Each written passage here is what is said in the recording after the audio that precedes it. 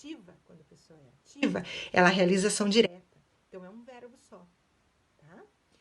Quando eu tenho foi adaptada, eu tenho dois verbos. E ele está indicando que o sujeito sofreu a ação. Então, quase 100%, nas frases, quando eu tiver dois verbos, eu vou estar usando um sujeito paciente, ok? E aí uma voz passiva. Então, são dois verbos na frase para dar essa dica. E na terceira frase, ou eu vou ter após o verbo o tracinho SE, ou eu vou ter logo após o sujeito o SE. Eu sei essa partícula, ok?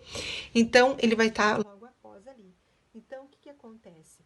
Eu vou ter com esse C, é o reflexo, tá? Porque o sujeito está sofrendo, mas ele também está realizando a ação. Ok, gente? Bom, aí ali embaixo eu digo, aí entra a questão das vozes, né? Das vozes verbais. Então, é possível perceber que o sujeito estabelece uma relação de agente-paciente ou de agente-paciente com a ação do verbo. Acabamos de falar. Então, a relação dá-se o nome de voz verbal.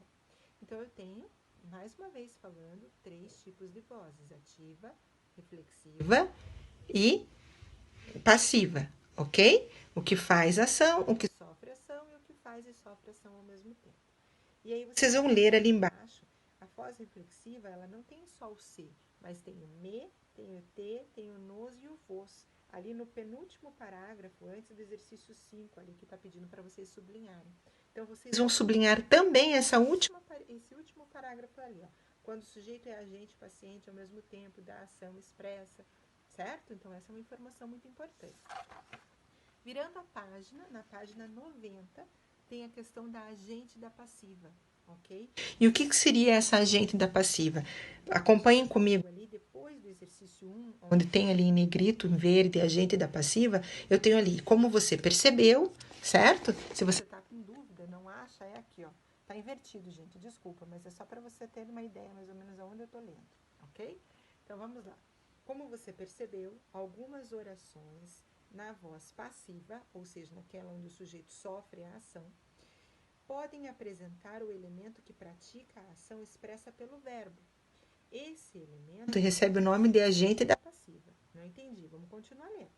O agente da passiva geralmente vem acompanhado da preposição por ou das combinações pela, pelo, e com menos frequência da preposição de. Vamos ver o exemplo. Não entendi ainda, então vamos ver o exemplo. Um novo exemplar do Tempo e o Vento, de Érico Veríssimo, foi doado à biblioteca pela minha professora. Olha aqui, pessoal. Lembra que eu falei que voz passiva tem dois verbos? Foi doado? Identificou ali? Tá. Então, foi doado à biblioteca por quem? Pela minha professora. Então, o que significa? Quando eu tiver uma voz passiva, identificar lá os dois verbinhos, identifiquei a voz passiva, certo? O que vem ali depois dos dois verbos? Se começar por de, por pelo, pela, pelos, pelas, que são as preposiçõezinhas, certo? Começando ali por alguém que realizou aquela ação, ali eu vou chamar de agente da passiva. O que vier depois dessa preposiçãozinha, por, pelo, pela, e o restante, aquilo ali é o agente da passiva. Vamos pegar o outro exemplo. A obra do autor russo, Pushkin, é composta de poemas, romances e dramas. Então, é composta. São dois verbos, certo? O que vem depois dos dois verbos? Olha ali a preposição de. Então, de poemas, romances e dramas. É como se fosse de poemas, de romances e de dramas, ok? Então, tudo que vem depois da preposição com o que vem depois, ali é um agente da passiva. Último exemplo. A literatura clássica deve ser apreciada por estudantes de todas as idades. Vamos lá, cadê o verbo? Ser apreciada, ou deve ser apreciada, ok? Deve ser apreciada. Eu tenho dois verbos ali novamente.